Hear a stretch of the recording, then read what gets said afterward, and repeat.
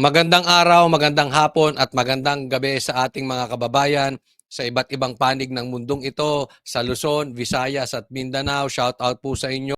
Muli po nagbabalik Coach Oli News PH o Coach Oli na lang. Huwag pong kakalimutan. Pagpasok pa lang, i-like nyo po agad itong vlog na ito. And sana po doon sa mga hindi pa po subscriber ng channel ni Coach Oli, konting lambing, subscribe po tayo. Okay? Ito po ang ating magiging topic for today.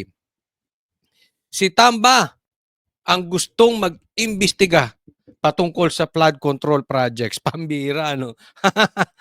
Si Tamba Luslos pa, di umano. Ayaw magpa-imbestiga ni Tamba Luslos. Pangalawa, papalitan ang batas para ma-impeach si BP Sara. Okay, hindi na po natin pagtatagalin. Dediretso na po tayo agad sa topic natin dahil kay Coach Oli, bida ang balita. Ito po, simulan muna natin kay Dolphy, kay Attorney Claire. Kasi parang si Dolphy to magsalita. Naalala niyo yung yung patalastas na ginawa ni Dolphy na sa movie niya pero gumawa siya ng patalastas, no? Banayad Whiskey. Pakinggan po natin si Auntie Claire. Idiretso na po nila to sa Pangulo kung meron silang particular na pangalan na alam at para po mas mabilis ang pag-iimbestiga. Diretso na po natin ito sa Pangulo kung meron po silang alam para ito ay bumilis ang kanilang pag-iimbestiga. Bakit naman po kaya ganito ang inyong pagsasalita? Pero kayo po ay nakaasa sa pag-iimbestiga sa ibang tao. Bakit hindi ba po pwede mag-iimbestiga ang Pangulo? Alam mo, nakakatawa ito si Clara. At saka ito si Bongbong Marcos.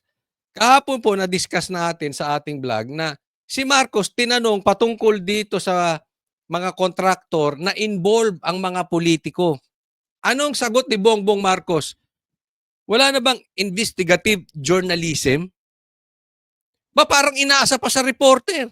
Ay, ba't hindi kayo mag-imbestiga kung sino nangungurakot patungkol sa dyan sa flood control project? Sino nga mga kasabwat ng mga kontraktor? Parang ganun. Sinisi pa yung reporter. Wala na ba kayong Hindi ba kayo marunong mag-research? Trabaho mo yun. Hindi trabaho ng reporter ang maghanap ng mga magnanakaw sa hanay nyo. Ngayon naman, ang sinasabi ni Claire, sinisisi pa. Di umano. Parang sinasabihan si Lacson, oy, Lacson, oy, Magalong. Total, salita kayo ng salita dyan na meron kayong alam sa mga anomalya ng flood control projects. Bakit hindi nyo pa isumbong sa presidente? Oh, total, alam nyo. Ba't teka muna? Alam mo yung salita na gano'n ni Claire?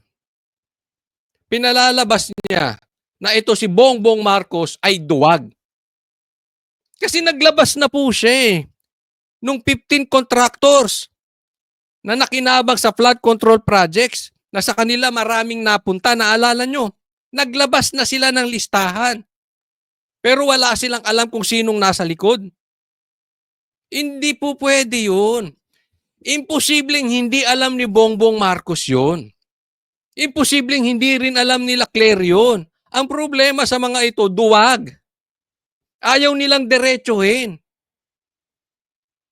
Hugas kamay. Poncio Pilato ito si Bongbong Marcos. Tapos ngayon iaasa, oy, Lacson, submit nyo sa amin. Yung pangalan, oy, para pag nag-announce siya, hindi siya sabit. According dito sa sinabmit sa akin ni Magalong, ito yung mga kasabwat. According to sa sinabi ni Lacson, ito yung mga kasabwat, ito yung mga may mga pag-aari ang contractor dyan sa flood control projects na sila naman ang contractor. Congressman, si congressman ganito, si congressman ganito. Wala talagang yag. Ito si Bongbong Marcos talaga kahit kailan, no? Iwas pusoy eh. Gitna ng ginagawang investigasyon sa mga flood control projects ng pamahalaan, nanawagan ng Malacanang sa mga lokal na opisyal na idirekta na kay Pangulong Ferdinand Marcos Jr. ang pagsusumbong kung may nalalamang anomalya sa nasabing mga proyekto. Ayon kay Palace Press Officer Yusek Claire Castro, ang kailangan lamang ng Pangulo ay malinaw na ebidensyang makapagtuturo na may mga kontratista o politikong nagsamantala sa proyekto. Ayaw naman po natin magkaroon ng witch hunting na kahit wala pa pong ebidensya, parang nalaman mo lang ayun may anomalya, pero walang ebidensya, mahirap naman po kasi baka yung mga ibang inosente ay madamay.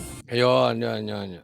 Ito ang hindi ko type talaga dito kay Bongbong Marcos. Ever since, wala siyang sense of responsibility. Eto, nakita ko. Ito yung mga kasabwat. Yung ganun ba? Paninindigan niya. Naimbestigahan namin yan. Ito, naghahanap sila ng lusot. Ako ang talagang tingin ko rito, ito si Bongbong Marcos, nakikita niya na yung anomalya doon sa kanyang pinsan. Nakikita niya na malawakan ito. Sabi nga ni Magalong dito ito ay parang sindikato. Sabi pa nga ni Magalong, meron tong 777, may 999 at may 30 pa. Ganyan po. Yung sinasabi ng Magalong na yun, that is millions of pesos. A-attend ka lang ng rally. May 777, 999. Ang pinapatukuyan niya dito, di umano ay millions. A-attend ka lang. Imaginein mo kung makailang attend ka. Ilang sorties ang ma-attendan mo. Yun po yung sinisiwalat ni Magalong. So alam niya ni Bongbong Marcos, ang problema kay Bongbong Marcos, iwas pusoy. Hindi siya talaga maninindigan. Kung meron siyang pwedeng sisihin, sisisihin niya. Ever since si Marcos is never a man that is known for confrontation. Non-confrontational siya eh. Kahit takot siya kay siya. Eto na lang. Pasimplehin natin. Takot siya kay Tamba. Takot siya kay Bonjing.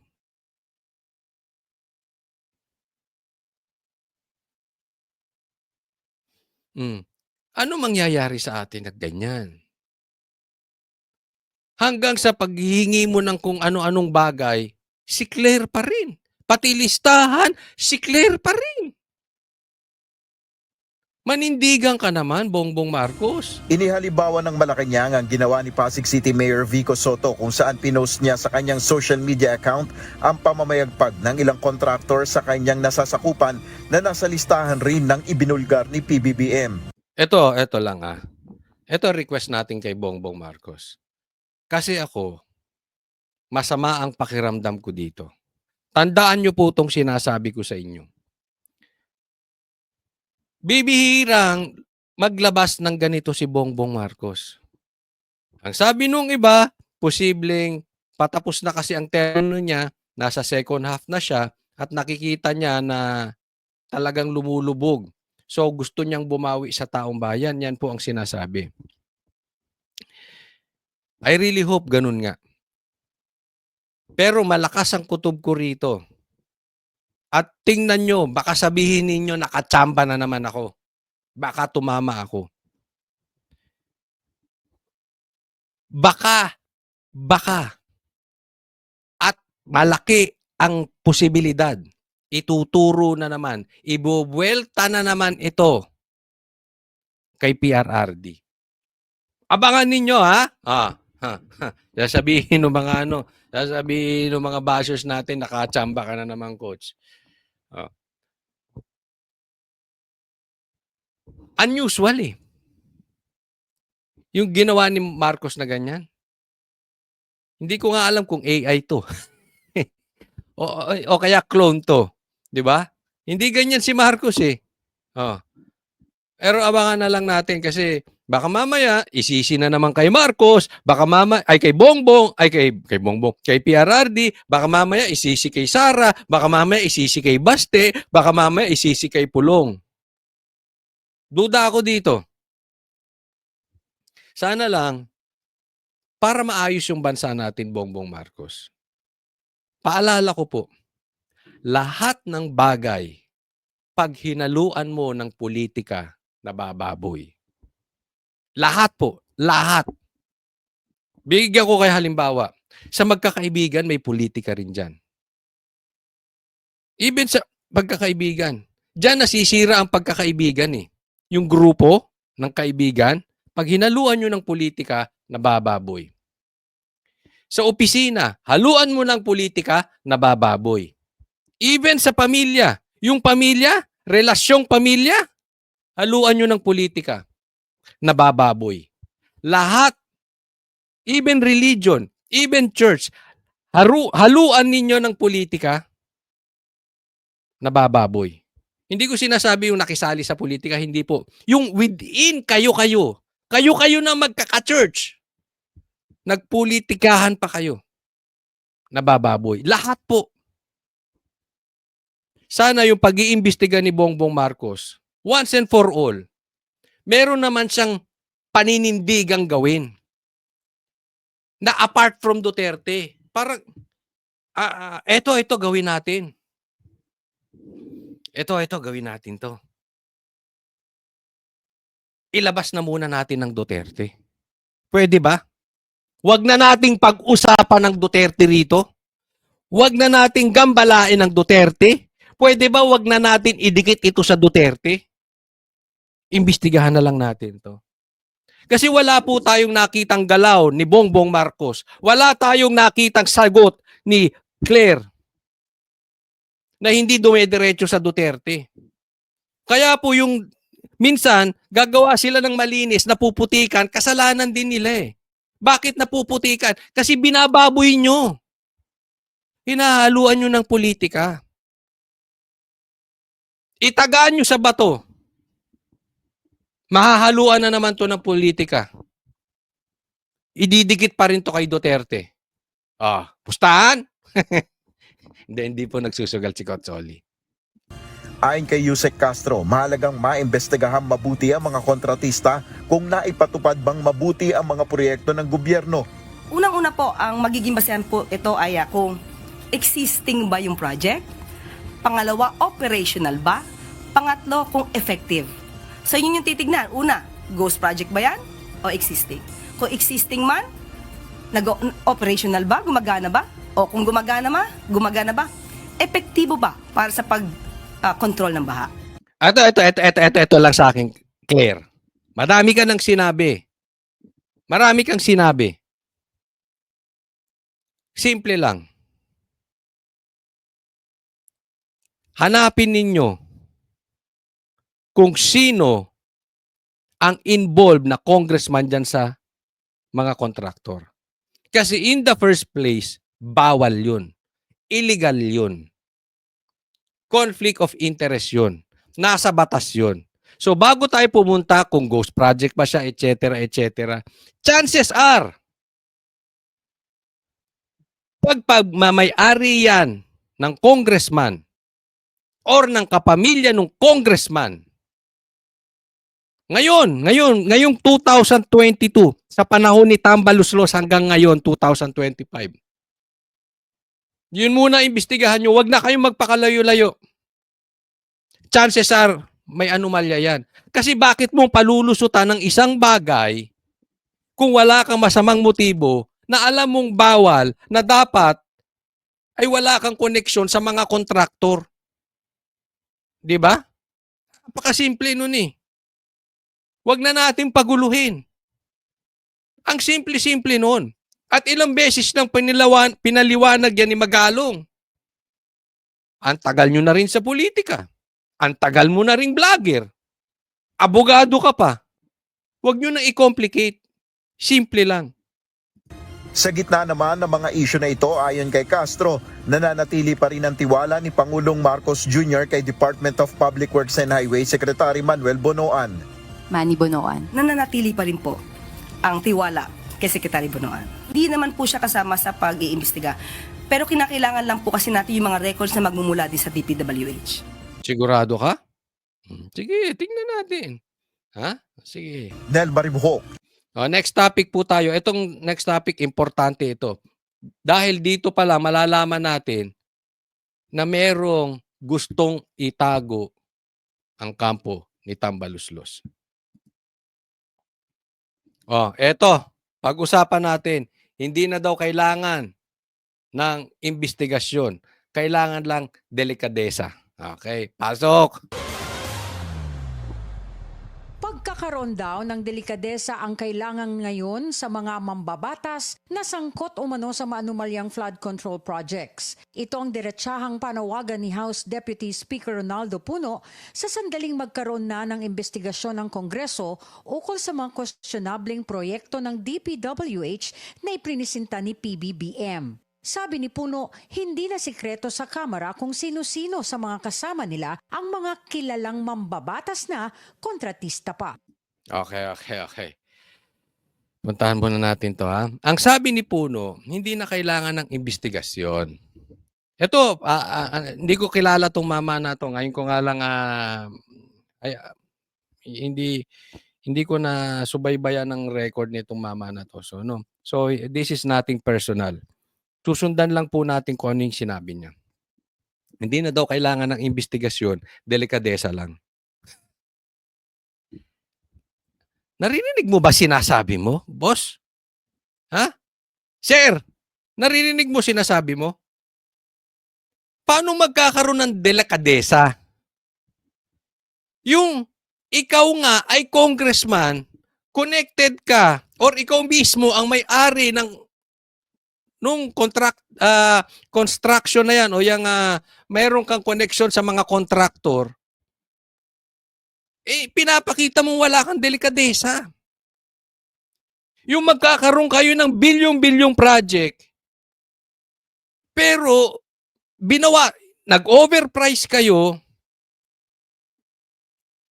binawasan ninyo yung mga materyales, despite billions of pesos, bumabaha pa rin.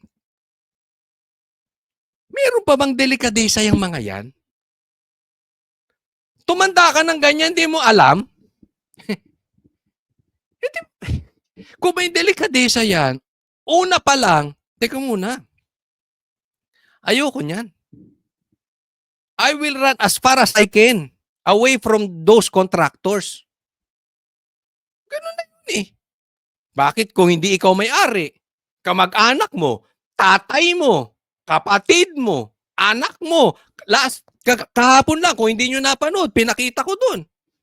Yung di umano mga connected sa mga contractors.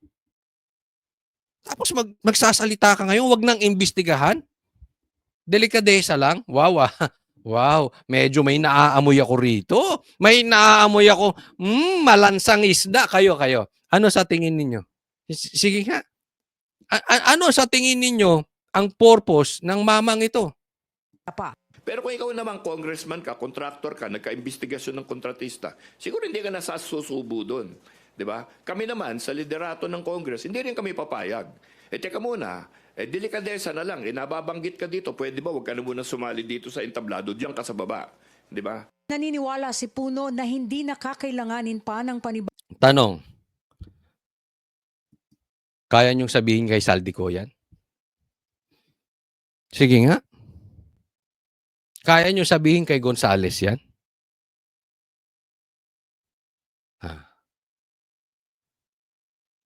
Kasi sabi mo, kayo alam ninyo eh. Pero itong mga taong to, di umano, ang sabi, ay may connection sa mga kontraktor. Kaya nyo sabihin kay Saldico yan? Alam nyo madikit kay Tambaluslos? Sa boss nyo? Naniniwala si Puno na hindi nakakailanganin pa ng panibagong independent body na mag-iimbestiga sa mga sangkot na mambabatas. Sa halip ay hayaang mapatupad niya ng Kamara ang sariling pagdisiplina sa mga miyembro nito. Tiniyak niya na makakasuhan ang kapwa nila kongresista lalo na kapag napatunayang nagkamalang mga ito ng bilyong-bilyong pisong pondo mula sa flood control projects ng pamahalaan. Kung kukuha ka ng independent investigator, ano na naman ang qualifications ng independent investigator? Si Magalong. Tingnan nyo ha. Tingnan nyo mabuti. Sinuggest kasi ni Magalong na bago niya isubmit yung mga pangalan, aantayin nyo muna yung itatayong investigative group or agency ni Bongbong Marcos na kung sino mag-iimbestiga dito sa flood control projects. Okay. Dito sa mga contractors. Ang sabi nito, mama na to, ito si Puno. Hindi na. Kami na. Kami na mag-iimbestiga. Ha? Alisin muna natin yung kanyang larawan dito. Hindi na. Kami na muna mag-iimbestiga. Naniniwala kayo doon? Iimbestigahan mo yung sarili nyo. Eh yung impeachment nga, hindi nakarating kay Marcoleta. Kayo-kayo nagkakampihan dyan. Anong sabi dyan sa impeachment? May 200 na pumirma, may bayad lahat. Indirectly. In the name of projects or funds. Nakikita nyo ba yan? Simula pa lang. Ipinapakita na dito na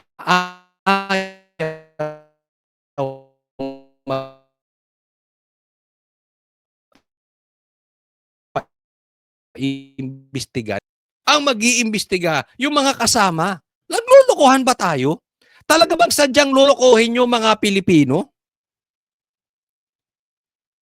Wala na kayong gagawing matino?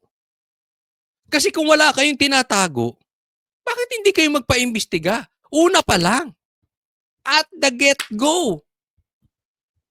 Ayaw na ni Tamba imposibleng ito ay hindi pinakawalan ni Tamba na magsalita.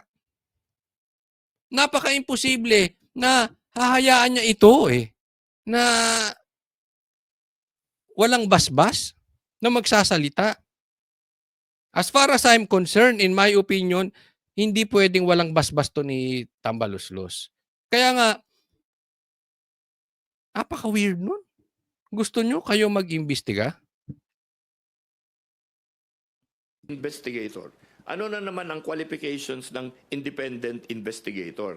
Yan na naman, bagong usapan na naman yan. Nandyan na naman tayo sa proseso. Mas importante, di ba, gilitan natin yung may kasalanan. Nababahala si Puno na sa sandaling Naniniwala kayo doon?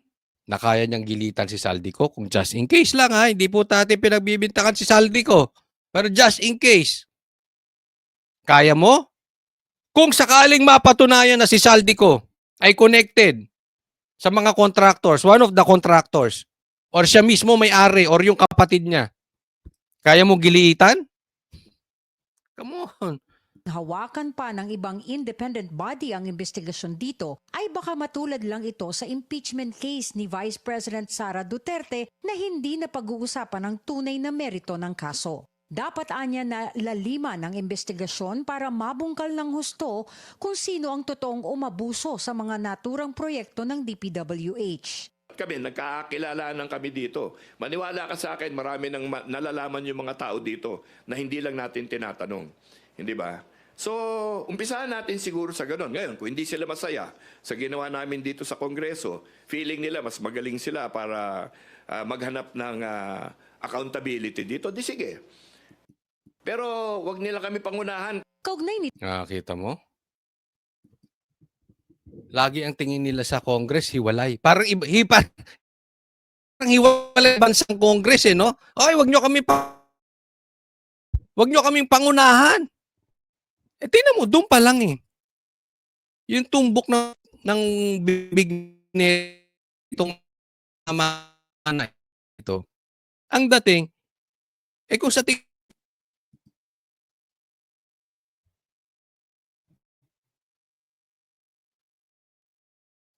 Teka muna, naghang. Oy, naghang ba tayo? Naghang.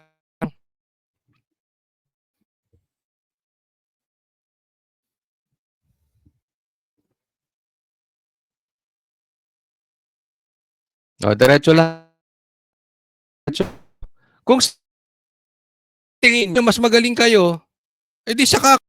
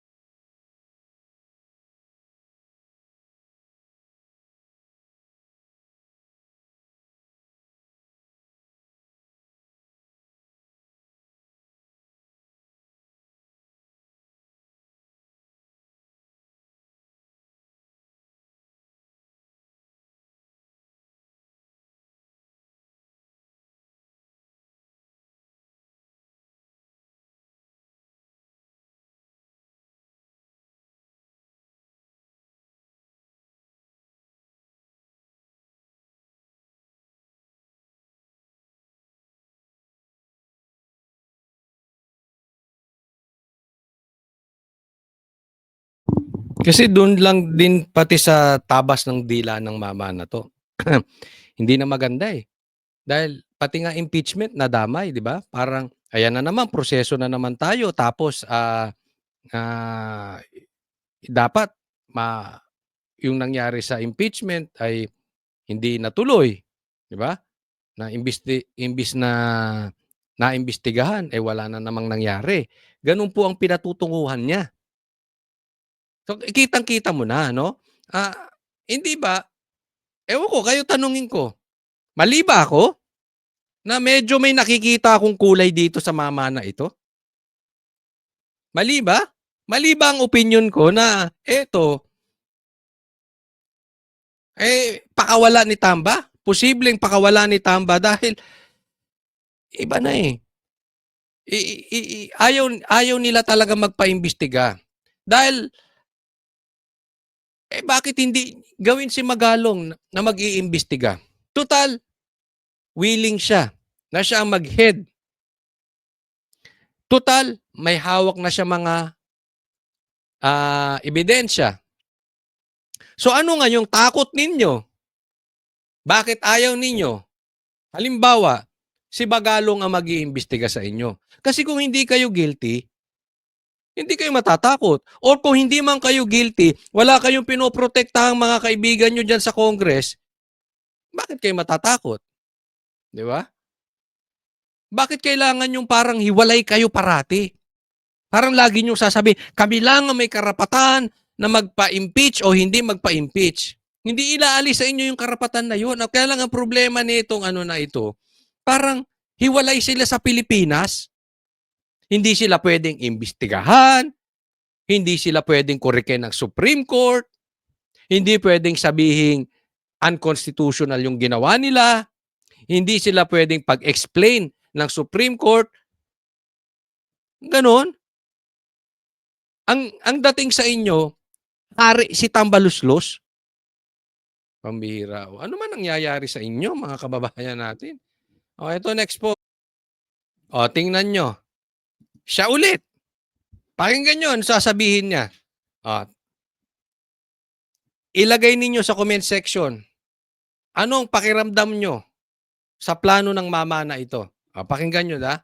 So para mawala na lahat itong mga alinlangan na ganito, naisip namin na magpaandar na tayo ng isang constitutional convention. Panahon na para amyendahan ng 1987 Philippine Constitution. Ayon kay House Deputy Speaker Antipolo 1st District Representative Ronaldo Puno, pinagmumula ng hindi pagkakaunawaan at krisis ang tinatawag na constitutional ambiguities o mga bahagi ng saligang batas na malabo, hindi tiyak o kulang sa detalye. Isang malaking halimbawa nito ang salitang forthwith sa Article 11 ng saligang batas kung saan nakapaloob ang accountability o pananagutan ng mga opisyal ng gobyerno. Lumikhaan niya ito ng kontrobersya matapos pagtalunan kung ilang araw, linggo o buwan ba dapat makapagsagawa ng paglilitis matapos maitransmit ang articles of impeachment ng Kamara sa Senado laban kay Vice President Sara Duterte. Pero ang problema kasi, maraming mga salita sa ating saligang batas, hindi sinasabi talaga kung anong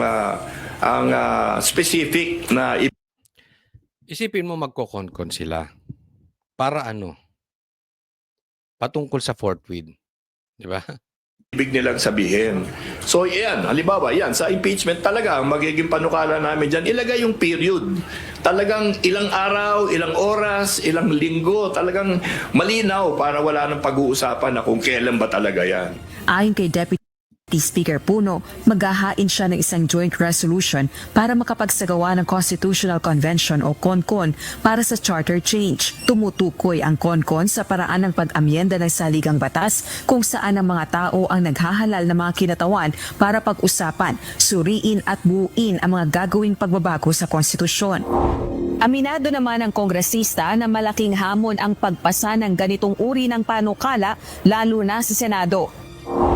Kaya magsasagawa ito ng maikling na konsultasyon lalo na sa mga kapwa mambabatas na tumututol dito. Pagtitiyak din ito. Putulin natin dyan. Patungkol dyan. Isipin mo,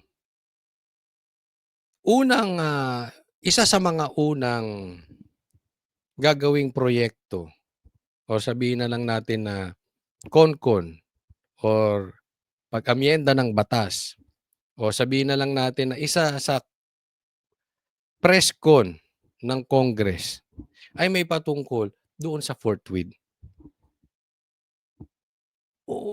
Wala na ba kayong gustong asikasuhin hanggang sa pagpapaamyenda ng batas, hanggang sa CONCON na yung sinasabi ninyo, patungkol pa rin kay Sara?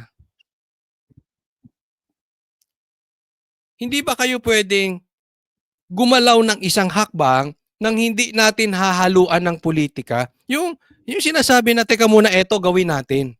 Asikasuhin natin dito. Pero ilabas muna natin si BP Sara. Huwag muna natin isali. Yung hindi muna about impeachment. Hindi muna about Duterte. Hindi ba pwedeng maggawa kayo ng isang matinding statement about dyan sa flood control project na yan, magbigay kayo ng sarili ninyong investigasyon, magbigay kayo ng sarili ninyong pangalan, o ayusin nyo mismo kung paano nyo susolusyonan yung patungkol sa baha. Anything, be creative. Gawin ninyo yung trabaho nyo na hindi konektado sa Duterte. Unang-una pa lang, ang aasikasuhin nyo forthwith. Di ba kaya kung nung napanood ko tong balita na ito, sabi ko, hindi ko kilala tong mama na to, hindi ko siya nasusubaybayan, pero iba amoy. Nagmimistulang attack dog ni Tambaluslos eh. Una, ayaw pa imbestiga. Baka daw magaya dun sa impeachment ni BP Sarang nagkalabo-labo. Ngayon, ang gusto naman niyang palitan, patungkol dyan sa forthwith, para ma-define ng mabuti. Ano ba ibig sabihin ng forthwith? Di ba? Tingnan ninyo ang puso ng mga congressman natin ngayon. Tutugunan ng mga concern ng mga nag-aalinlangan sa pag-amyenda ng saligang batas. So, ang trabaho natin, isubukan natin siguro maghanap ng paraan kung paano mapapahupa yung kanilang mga alinlangan tungkol dito sa CONCON. Sabi ko nga, magiging mahirap ito, pero, mabuti. Alam mo, hindi maaalis ang alinlangan ng tao patungkol dyan sa CONCON. Ako mismo. Hindi maaalis ang alinlangan ko dyan. Diba?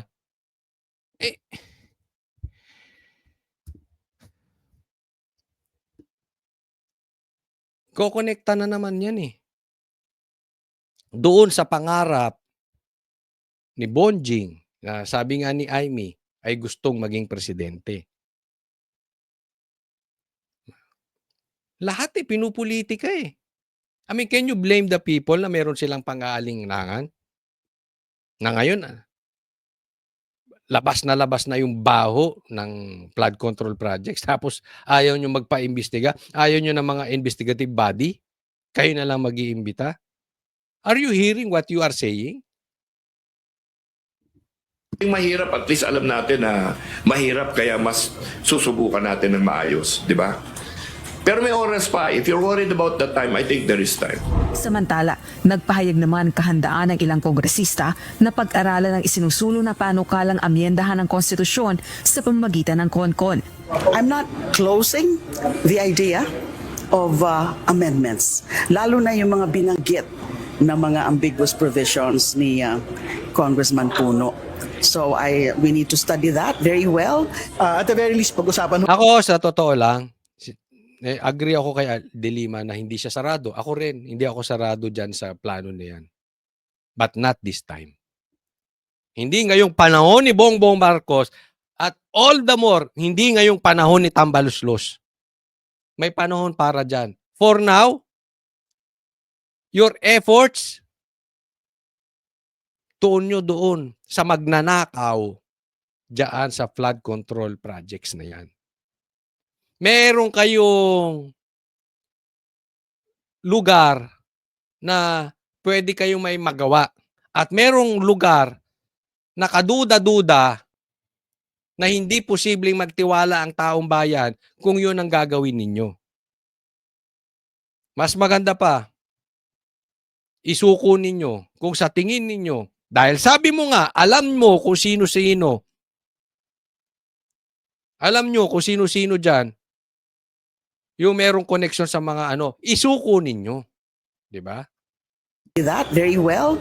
at the very least, pag-usapan ano ba yung mga problematic provisions today, na mga out-of-date provisions na hindi po nagre-reflect ng present reality po ng ating pambansa. Noong Hulyo, inihain ni Ako Bicol Party List Representative Alfredo Garbin ang resolution of both houses number 1 na layo namang amyendahan ng economic provision, gayon din ang Article 1 ng Saligang Batas na tumutukoy sa National Territory Provision. Rosa Licos, UNTV News and Rescue. Nako. Well, yan na po ang lagay ng ating batas. Yan na po ang lagay ng ating mambabatas ngayon. Naamoy nyo? Oh, it's all about Sara. It's all about the Duterte. Diba? Pati yung sinasabi nila patungkol dyan sa flood control projects, abangan ninyo yung sinasabi ko. Bubuelta yan sa mga Duterte. O doon sa mga manunood dito po na hindi pa po nakasubscribe sa channel ko, konting lambing, nagpapaalala muli, mag-subscribe po kayo. Maraming salamat po. God bless everyone.